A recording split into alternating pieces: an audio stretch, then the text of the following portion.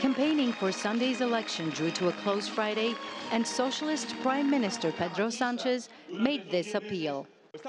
We are very close to achieving a parliamentary majority in order to have a socialist government with independence and recognized prestige, so we can continue with a change of course for social justice.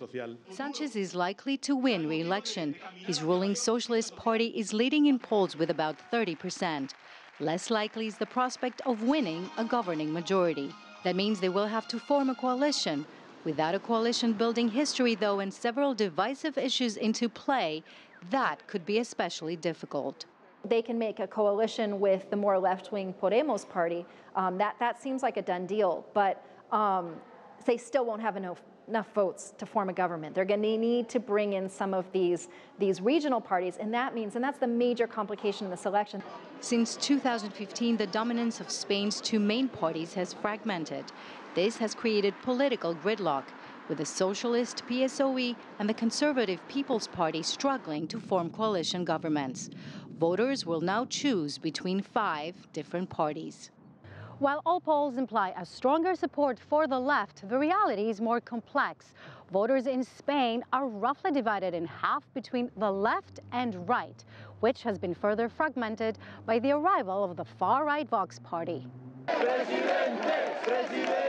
Vox surged in popularity with its anti-feminist and anti-immigrant views. On April 28th, we will choose between the anti-Spain and the real Spain, and we will not allow the destruction or the suicide of Spain. According to polls, Vox is poised to become the first far-right party to sit in parliament since the Franco dictatorship ended in 1975. Another factor makes Sunday's outcome uncertain.